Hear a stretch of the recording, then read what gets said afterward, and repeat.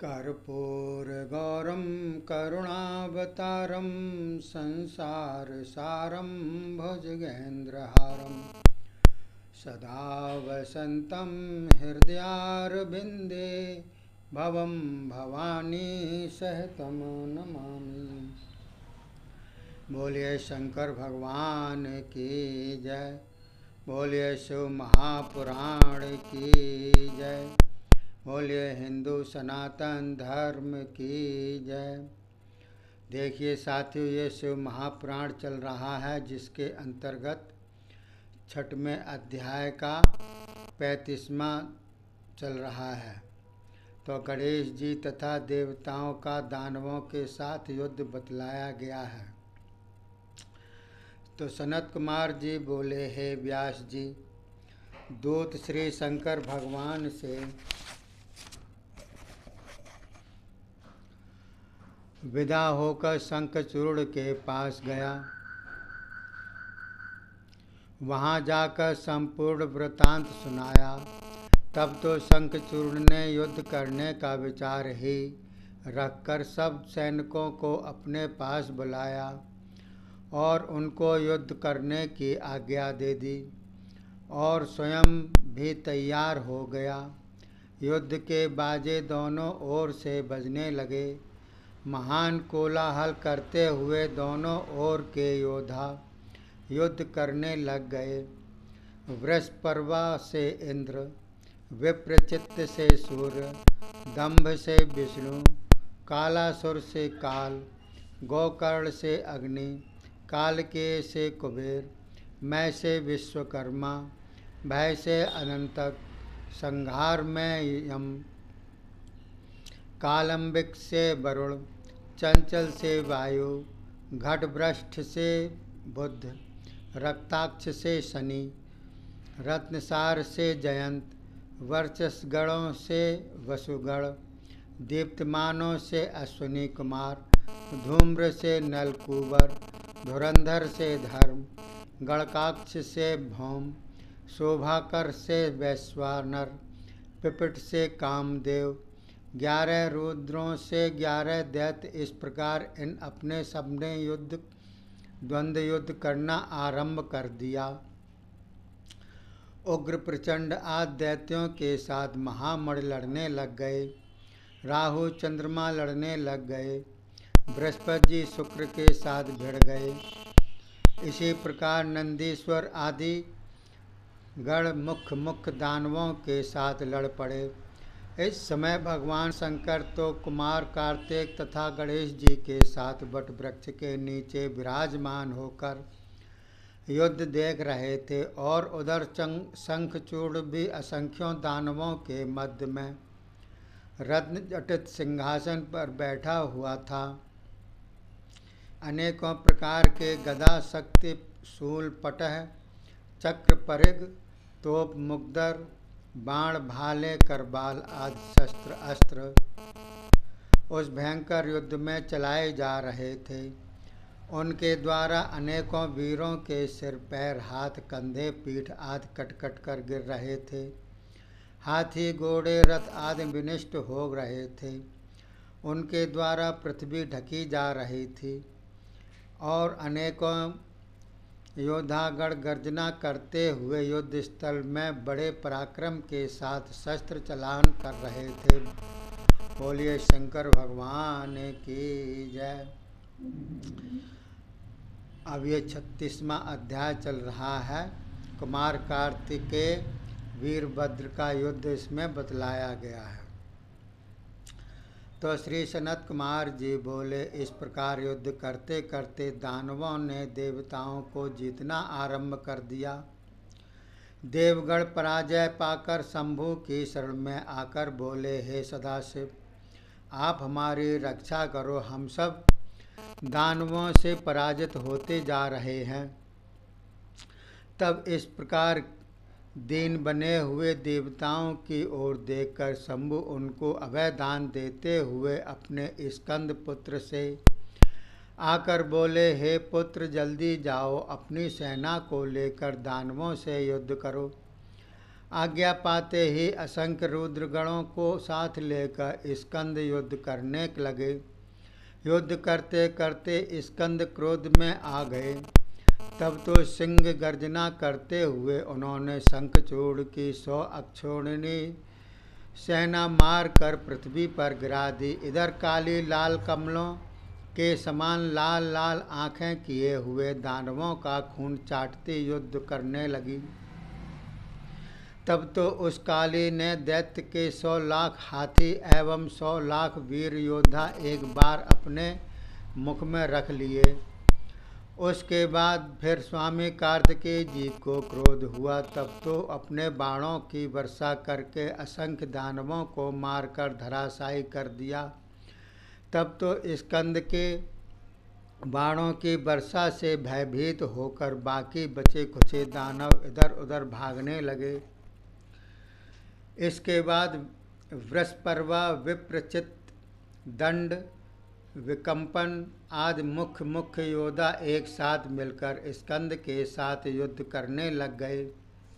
तब तो स्कंद ने खूब बाणों की वर्षा की।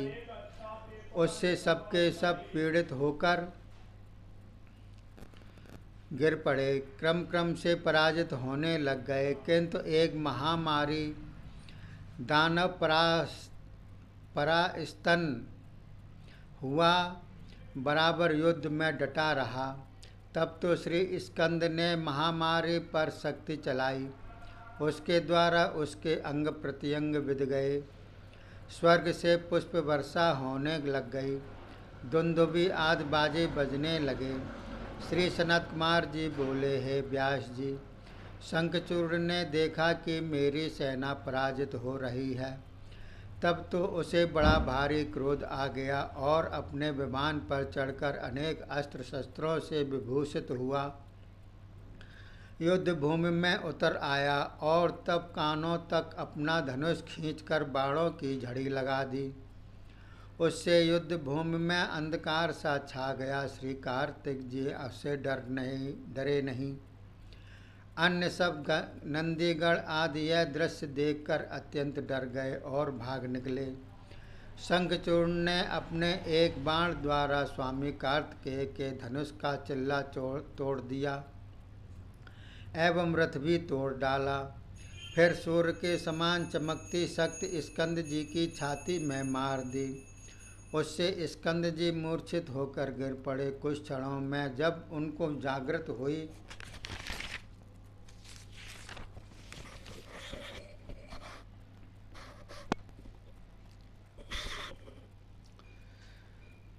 तो एक और परम सुंदर वाहन पर सवार होकर भगवान शंकर एवं माता श्री पार्वती जी के चरण कमलों का ध्यान करके भयानक युद्ध करना आरंभ कर दिया। उनके उस युद्ध के आगे शंखचूड़ की माया स्थिर न रह सकी।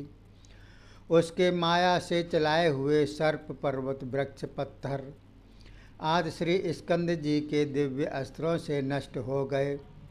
तब पार्जन्य अस्त्र द्वारा अग्नि का निवारण किया। अपने बाणों द्वारा शंखचूड़ का रथ तथा धनुष की प्रत्यंचा काट डाली और उसके किरीट कुंडल आदि भी हरण कर लिए। फिर मेघवत गर्जन करके अपनी शक्ति शंखचूड़ की छाती में मार दी। तब तो वह दानव राज बुरी तरह से मूर्छित होकर पृथ्वी पर गिर पड़ा, किंतु उसको चेतना भी झट आ गई और उठ खड़ा हुआ। गर्जना करके ब्रह्मा जी की दी हुई अमोघ शक्ति स्वामी कार्तिक पर चलाकर उसको भूमिशायी कर दिया।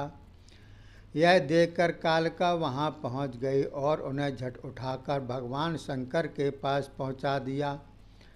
भगवान शंकर ने अपनी लीला के साथ ज्ञान द्वारा झट उसको जीवित कर दिया। जीवित होते ही फिर युद्ध में जाने के लिए वे महाप्रतापी अभी इच्छा कर ही रहे थे कि तब तक अतिबलवान वीरभद्र जी युद्ध क्षेत्र में पहुंचकर शंखचूड़ से युद्ध करने लग गए। शंखचूड़ जिन जिन अस्त्रों शस्त्रों का उन पर प्रहार करता था, वीरभद्र उन अस्त्रों शस्त्रों को खेल में ही काटते जाते थे। शंखचूड़ की इस भी एक बार ना चली, उसके सैकड़ों अस्त्र शस्त्रों को काटकर गिरा दिया। तब क्रोध में आकर उसने वीरभद्र की छाती में प्रहार किया, उससे वे कांप कर पृथ्वी पर गिर गए। एक क्षण के अनंतर ही वे जाग उठे। तब उन्होंने अपना धनुष संभाला। उस समय श्री कार्तिक जी की प्रेरणा से काली जी दानवों को भक्षण करने के लिए युद्ध भूमि में पहुंच गईं। इसी प्रकार सभी देवता, गंधर्व, यक्ष, पन्नगादि, नंदीश्वर आदि गणों के पीछे पीछे युद्ध भूमि में पहुंच गए। बोलिए शंकर भगवान की जय। बोलिए शिव महापुराण की जय। बोलिए शंकर भोले की जय। अब ये 37वां अध्याय चल रहा है, जिसके अंतर्गत काली शंखचूड़ युद्ध बतलाया गया है। तो काली ने युद्ध भूमि में पहुंचकर बड़े वेग से गर्जना की। उसके साथ वाली, उग्रदृष्टा, उग्रदंडा, कोटरा, रेवती आदि देवियां भी मदपान करती हुई युद्ध स्थल में नाचने लगीं। दानवगण भयभीत हो गए। उन्हें निर्भय करता हुआ काली के समान शंखचूड़ आ पहुंचा। तब तो कालिका ने प्रलय काल की अग्नि के समान अग्नि उस पर छोड़ दी। इधर वीरेंद्र शंखचूड़ ने उस अग्नि को बुझा दिया। फिर काली जी ने उस पर नारायणास्त्र छोड़ा। वह अस्त्र अग्नि के समान बढ़ता गया। शंखचूड़ ने उसे देखकर दंडवत प्रणाम किया। शंखचूड़ की नम्रता देखकर नारायणास्त्र स्वयं हट गया। उसके बाद शंखचूड़ क्रोध में आकर अपने धनुष पर मंत्र द्वारा अनेकों अस्त्र चढ़ाकर छोड़ने लगा। इधर काली भी अपना मुख फैलाकर अट्टहास करते हुए उन अस्त्र शस्त्रों को भक्षण करने लगी। काली जी का इस प्रकार भयानक मुख देखते ही दानवगण भयभीत हो गए। तब शंखचूड़ ने 100 योजन के विस्तार वाली शक्ति लेकर कालिका जी पर चला दी। उस शक्ति को काली जी ने अपने दिव्य अस्त्रों द्वारा खंड खंड कर दिया। उसके बाद काली ने क्रोध में आकर उस दानव पर पाशुपत अस्त्र चला दिया,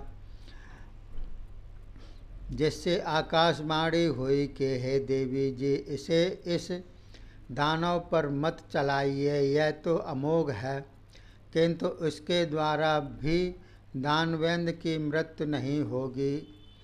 इसकी मृत्यु का कोई अन्य उपाय विचारिए। तब काली जी ने वह अस्त्र उस पर नहीं चलाया। फिर 100 लाख दानव उठाकर खा गई। इसी प्रकार शंखचूड़ को भी भक्षण करने के लिए भागी। तब तो दानव शंखचूड़ अंतर्ध्यान हो गया। शंखचूड़ को रथ पर न पाकर बड़े क्रोध से अपने मुख के द्वारा उसका रथ एवं सारथी का विनाश कर दिया। शंखचूड़ भी तब सामने आया। आते ही उसने प्रलय की अग्नि के समान चमकते हुए चक्र को लेकर देवों पर चला दिया। काली जी ने उस चक्र को अपने बाएं हाथ में पकड़ लिया और उसे खा गई। फिर अपना एक मुक्का तान कर शंखचूड़ पर क्रोध से मार दिया, जिससे वह क्षण भर के लिए मूर्छित हो गया। फिर चेतना पाते ही उसने काली देवी को माता समझा और उनके साथ बाहुयुद्ध नहीं किया। तब देवी ने उस दानव को उठा लिया और बार बार घुमाकर ऊपर की ओर फेंक दिया। ऊपर से वह नीचे आकर के गिरा। तुरंत ही उसने काली जी को प्रणाम किया। फिर रथ पर सवार हुआ। तब आकाशवाणी हुई कि हे देवी, आप इससे युद्ध मत करो, यह आपसे मरने का नहीं। दानवों को यथेष्ट भक्षण करो। तब तो काली बहुत से दानवों का भक्षण करके उनका रुधिर पीकर शंकर के पास पहुँची और उन्हें संपूर्ण वृतांत कह सुनाया। बोलिए शंकर भगवान की जय। शिव महापुराण की जय। हिंदू सनातन धर्म की जय। अब यह 38वां अध्याय चलेगा, जिसके अंतर्गत शंखचूड़ की सेना का वध करना बतलाया गया है। तो साथियों, आप सुनते जाइएगा युद्ध किस प्रकार से पहले हुए थे। तब तक के लिए धन्यवाद। जय हिंद, जय भारत।